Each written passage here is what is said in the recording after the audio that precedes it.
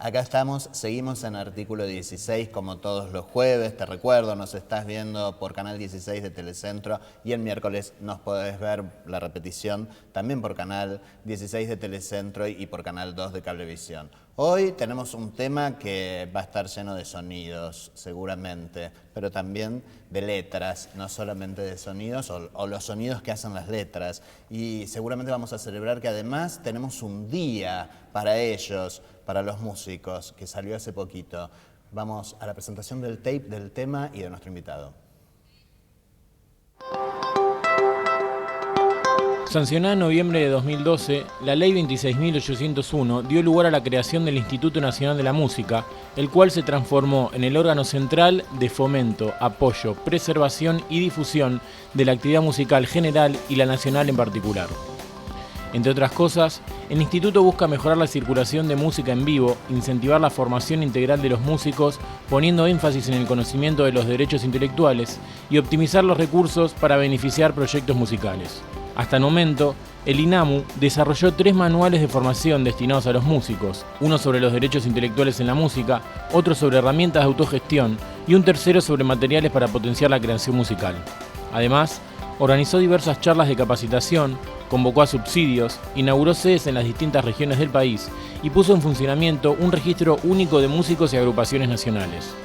En el programa de hoy hablaremos con Diego Boris, presidente del Instituto Nacional de la Música, sobre los logros conseguidos de la sanción de la Ley Nacional de la Música y la creación del instituto, sobre los manuales de formación editados, sobre cómo llevar adelante una política pública cultural a nivel nacional y sobre cómo la ley mejoró la vida de los músicos. Bueno, en realidad la Ley Nacional de la Música va a beneficiar a los músicos y es un órgano de fomento. Por primera vez en la Argentina tenemos un órgano de fomento, justamente como lo tuvo el teatro, como lo tiene el teatro, el Instituto del Teatro, o lo tiene el cine, las artes plásticas. La música tiene un órgano de fomento que es el Instituto Nacional de la Música. Nace federal, con una sede en cada región. La idea es que de a poco vaya teniendo sedes en cada una de las provincias y va a fomentar la circulación de música en vivo, la producción, lo que tiene que ver con la difusión, también la formación integral del músico y la relación del músico con la sociedad. Bueno, la verdad, bienvenido Diego Boris una vez más a Senado TV, Artículo 16, y gracias a Federico Strifeso por el material que hiciste, la producción de los videos que siempre nos acompañan para presentar a nuestros invitados. Diego Boris, ¿cómo te viene tratando la gestión pública? Bien, la verdad que bien, un gusto estar de nuevo acá, como estar en casa. Bien el material de Federico, bien. Es que es material de ustedes. Sí, pero bien compaginado, aparte juntando cosas de distintos momentos, muy lindo. ¿Cómo es esto de un músico devenido en alguien que implementa políticas públicas? ¿Hay un cambio identitario en la tarea cotidiana? Totalmente. No en la ropa ni en el peinado. No, por supuesto, en el peinado sobre todo. ¿No? Uno viene de lo asociativo, en realidad, ¿no? Nosotros armamos la Unión de Músicos Independientes allá en el año 2000 como una forma de organizarnos los músicos para tratar de generar herramientas que permitan mejorar las condiciones en las cuales se hace la música en ese momento independiente. Y luego, bueno, tener una ley.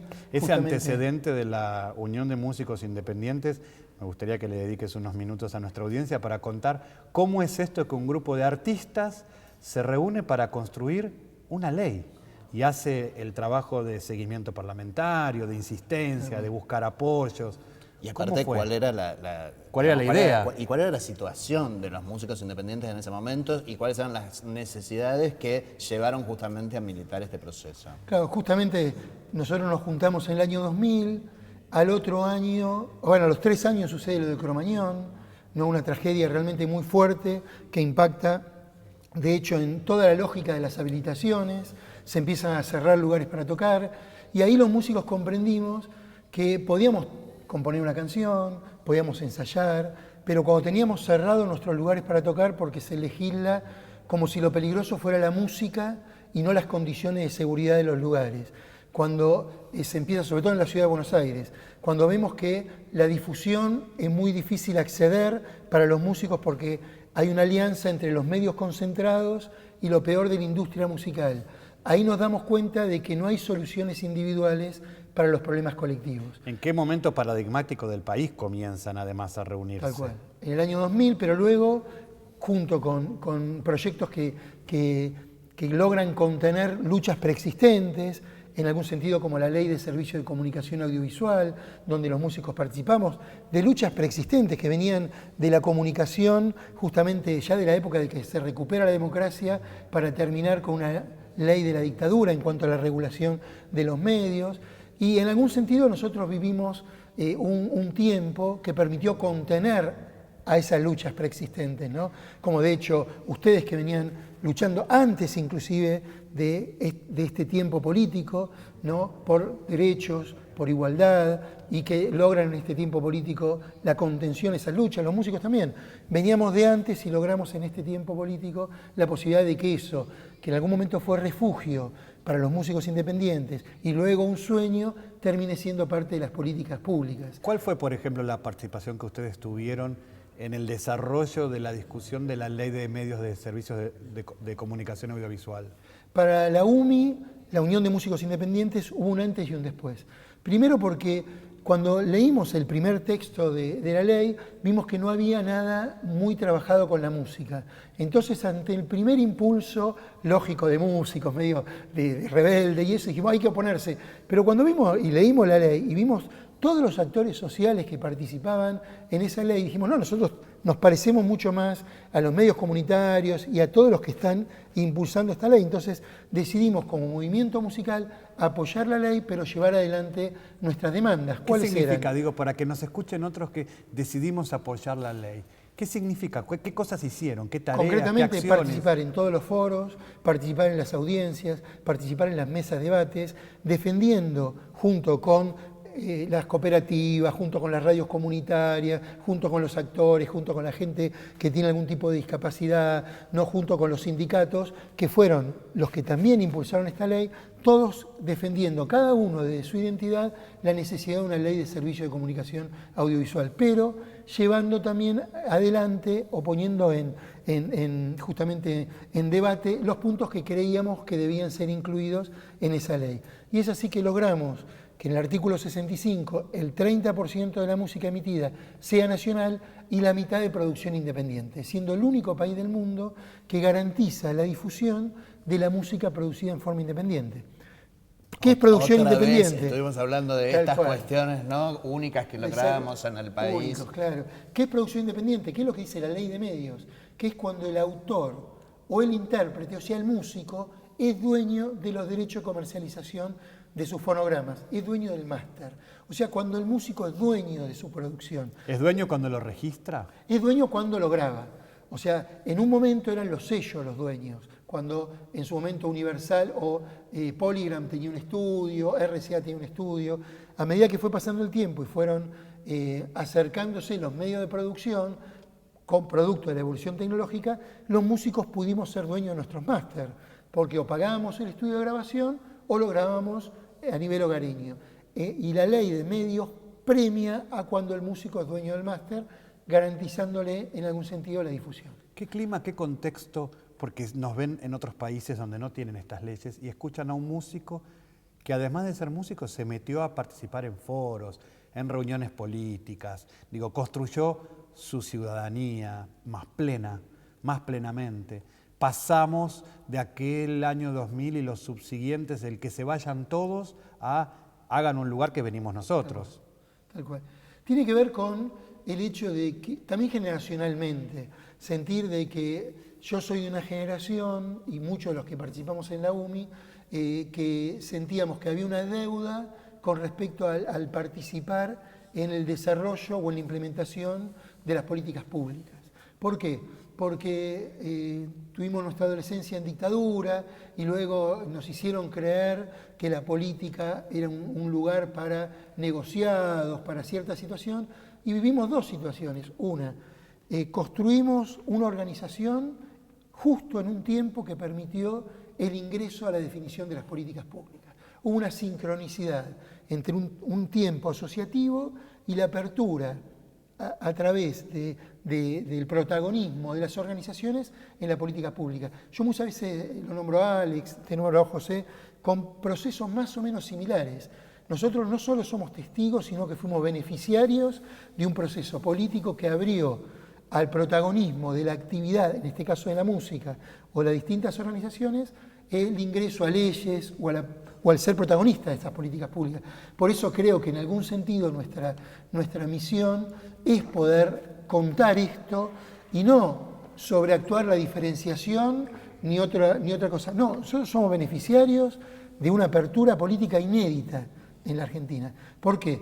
Porque logramos llevar adelante nuestras demandas anteriores a este proceso político y sin ser desvirtuadas ni pretender ser cooptadas, sino al revés, siendo parte, incorporándonos a la vida política de la Argentina. Hablando como estás hablando de la ley de medios, una ley que claramente habla de todas las voces, la ley de la música que también habla de todas las voces y todos los sonidos, digamos, ¿no? Yo decía, qué importante esto, porque en realidad efectivamente lo que nosotros podemos plantear ahora es que la construcción de esas políticas públicas y la implementación de esas políticas públicas no es sin nosotros, es con nosotros, y así debe ser. Por supuesto.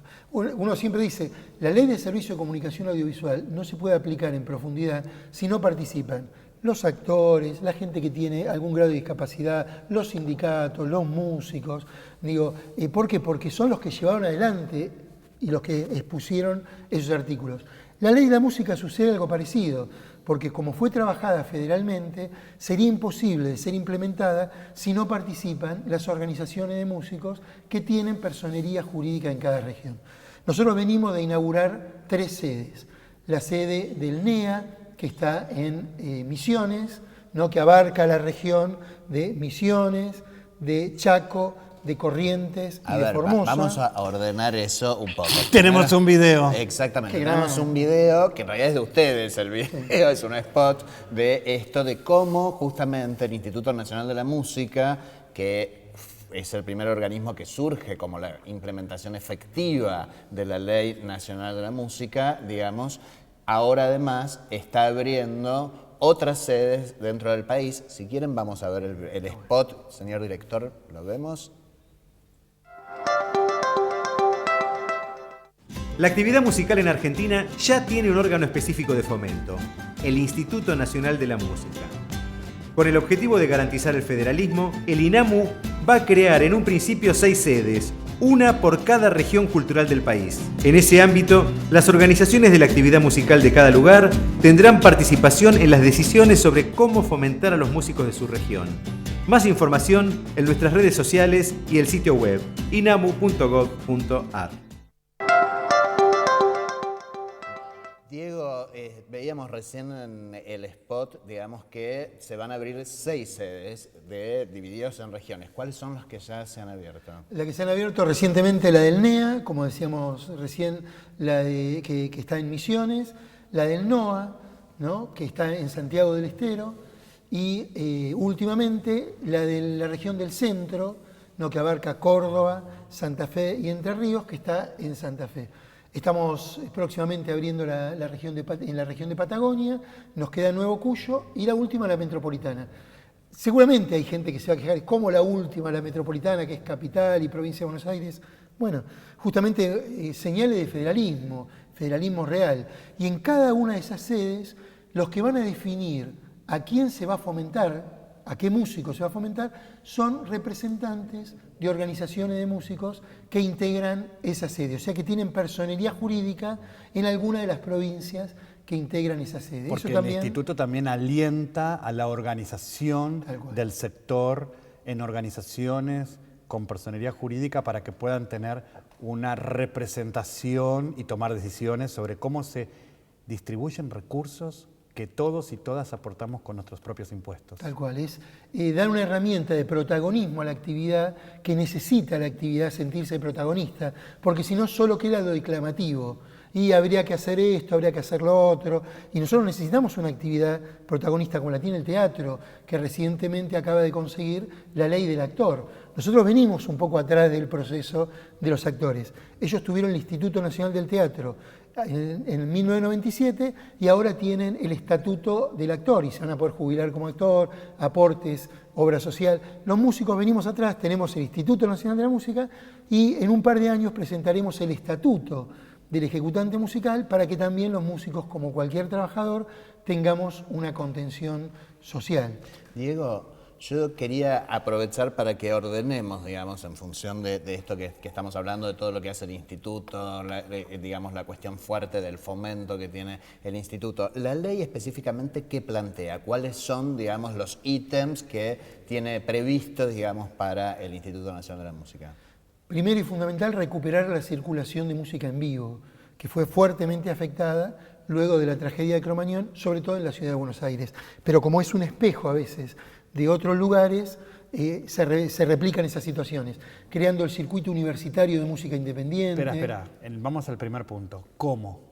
¿Cómo lo hace? Claro, trabajando con las universidades para crear un circuito universitario de música independiente que permita a los grupos que hacen sus canciones tocar con entrada gratuita para formar público, pero que ese circuito universitario no afecte el desarrollo de la actividad, que es tocar en otros lugares con el circuito estable de música en vivo, donde ahí sí se cobraría una entrada y los músicos no participarían como mínimo del 70% de la localidad, ¿no? Y el lugar se tiene que hacer cargo del sonido y de operador y de las luces. Para esto el instituto va a ayudar a los lugares para que se puedan hacer cargo de eso. O sea que el instituto va a cofinanciar con ámbitos privados muchas veces, a veces públicos, para que los músicos puedan tener más escenarios en donde tocar, abrir mucha más cantidad de opciones en donde volcar el arte y encontrarse con un público y formar público y formar la carrera musical con público que compre los discos. Tal cual. Y además el propio instituto financia o cofinancia parte de los gastos para que los músicos se queden con el 70% de la recaudación. Como mínimo el 70% de la recaudación en los lugares que estén en el marco del fomento del instituto, porque el instituto no es un órgano regulador. Si hay lugares que están fuera del fomento, no es que el instituto les puede poner una multa o algo porque tiene otro arreglo, pero todos los que estén en el marco de fomento del instituto van a tener un arreglo muy bueno para los músicos, como mínimo ese arreglo. Ajá. Después se está trabajando... ¿Y cómo se fomenta que estén dentro del marco? Y justamente dándole algún tipo de beneficio, utilizando un espacio de difusión que tenemos en los medios de comunicación que componen RTA. Que es otro aspecto que contempla la ley. Que es otro aspecto que contempla la ley. El instituto tiene 7 minutos y medio por día en los medios que componen RTA para difundir la programación. Hoy en día, como están justamente en desarrollo estos lugares, se están pasando los spots, ¿no? Se está utilizando para difundir la actividad del instituto, pero después se van a difundir los shows que se hagan en distintos lugares del país por Canal 7, Radio Nacional y repetidoras. Esto es por ley, es un derecho que tiene el instituto y la actividad musical a difundir las shows o las actuaciones que se hagan en el marco del fomento. Con lo cual a un lugar por ahí le va a convenir estar, sobre todo si está alejado de los centros urbanos, porque va a aparecer en los medios nacionales. ¿Aparecen otros factores que nos transforman o únicos en el mundo o que es un bien escaso el acceso a la difusión, a la promoción de la música independiente? ¿Qué esta ley, si pensamos en Latinoamérica, con respecto a otros países, estamos avanzados con esta ley? ¿Es parejito? ¿Estamos quedando atrás? ¿Hubieran cosas que hubieran estado bueno incluir y que no están incluidas? Realmente nosotros creemos que es una oportunidad inédita de generar protagonismo en la actividad musical, pero un protagonismo que los músicos tenemos que sostener en el tiempo. O sea, tenemos eso que siempre quisimos decir, podemos influir en las políticas públicas. Sería este concepto. No es el Estado haciendo política cultural en forma directa, ni en la actividad privada. Es el Estado dando herramientas a la sociedad para que la sociedad pueda hacer política cultural a través de sus artistas. Es una experiencia que seguramente, si en el caso de funcionar, o tal vez, aunque funcione más o menos, va a servir como antecedente para que en otros países se replique. Si hay una oportunidad de fomentar los anticuerpos culturales que genera una sociedad ante la lógica de mercado, va a estar acá. Porque inclusive hay algunos tipos de línea de fomento donde no se va a escuchar lo que se fomenta. ¿Se entiende? Se va a fomentar la incertidumbre. Y en el arte, la incertidumbre puede ser un valor. No, por supuesto que es un valor la incertidumbre en el arte, pero explícame cómo es esto de que se va a fomentar la incertidumbre. Por ejemplo, se van a dar vales que van a servir para replicar discos, para horas de grabación, ¿no? Para hacer gráficas que justamente sean distintivas al resto y donde no se va a escuchar el material que se va a fomentar. ¿Por qué? porque si hay que fomentar lo nuevo, ¿cómo alguien que viene con otros gustos musicales, ¿Con qué criterio? ¿con qué criterio va a fomentar lo nuevo? Si justamente A es Piazzolla nuevo. nunca lo hubiéramos promovido. Claro, pero imaginemos en otra época, en el periodo barroco, que era la época de la ópera, nunca hubiese fomentado el periodo clásico, que era por ahí un instrumento solo, porque hubiesen pensado que era algo incompleto. O la gente que hacía rock sinfónico, que tocaba muchas escalas, el movimiento que siguió fue el punk, que eran de 4 tonos. Hay que darle la oportunidad al arte a que justamente fluya y que se pueda poner justamente a disposición, a circulación del resto de la sociedad. Por eso hay experiencias que no están en otros lugares del mundo, que como no está en la ley de servicio de comunicación actual, como de hecho tenemos derecho en otro lado, porque Argentina tiene ese tipo de situaciones inesperadas. Tiene rock.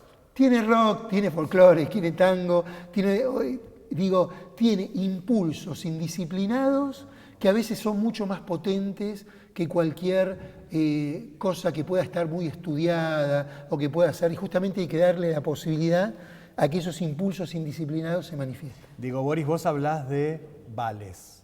El Estado, a través del Instituto Nacional de la Música, otorga vales. ¿Qué significa esto? El vale es una orden pura y simple de canje, donde el músico recibe una planilla que tiene una cantidad de datos y lo canjea por 1000 discos replicados en formato profesional.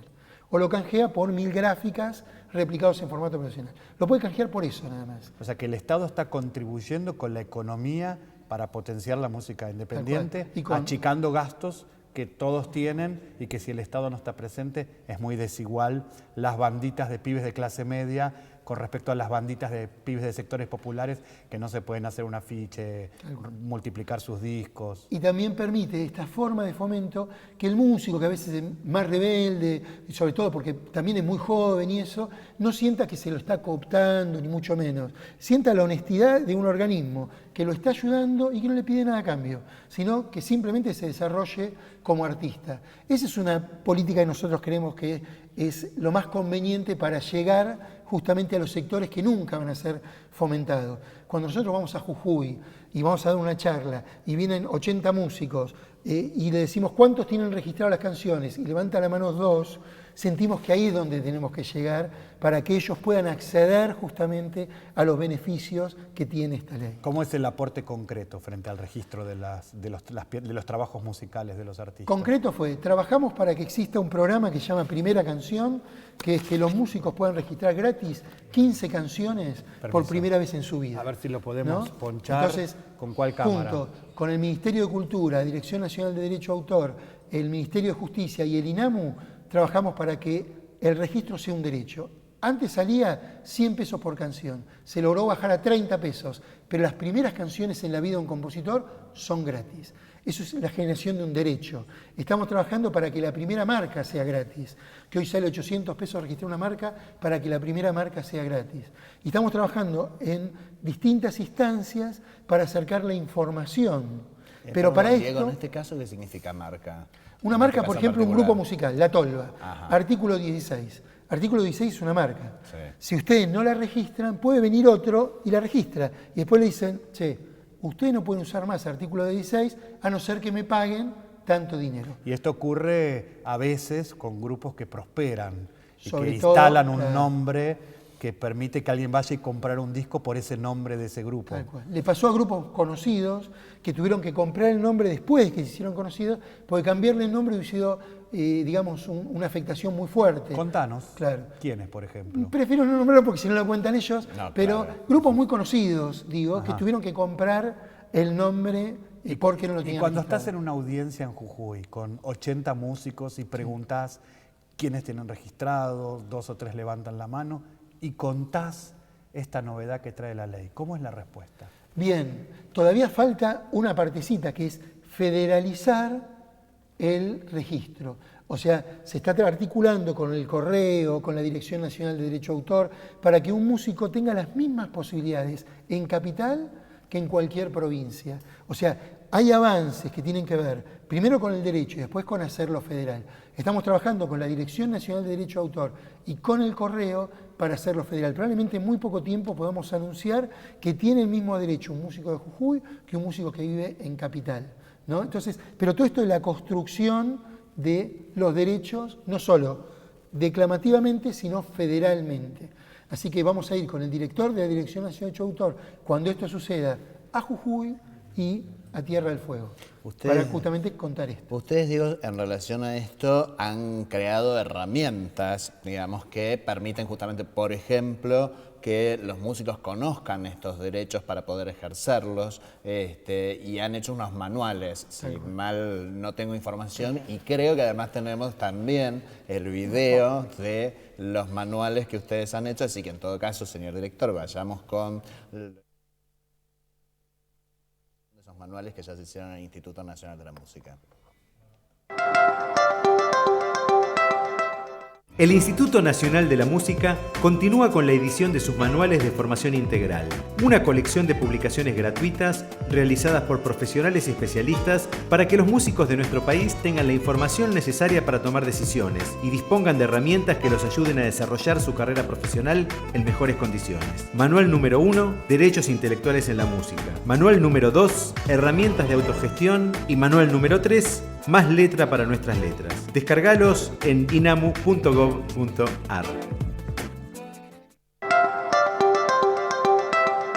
Los manuales se vuelcan los nuevos derechos, pero también alguna orientación sobre otros derechos anteriores que muchos músicos no conocían.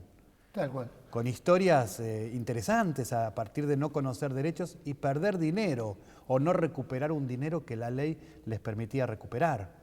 Tal cual, el Manual de Derechos Intelectuales, que es este que ha hecho la tapa de Rocambole, ha servido para que muchísimos músicos puedan no solamente conocer sus derechos, sino que registrar sus canciones, cobrar el derecho de intérprete, cobrar el derecho de autor y sobre todo el de derecho de productor fonográfico. Hagamos una cosa, mientras ponchamos la tapa del primer manual. Este es el primero que hicieron, ¿verdad? De que justamente que lo que presentamos conozcan los aquí. derechos. Y este Y fue lo el que hemos presentado en el programa que hicimos con vos, Diego, el año pasado. Así es. Así que y ponchando este manual, vamos a ir a una pausa para que al regresar de la pausa nos cuentes oportunidades, derechos que todo músico tiene que saber. No solamente a partir de la nueva ley de la música, sino también derechos que ya existían y que no los conocían. Pausa.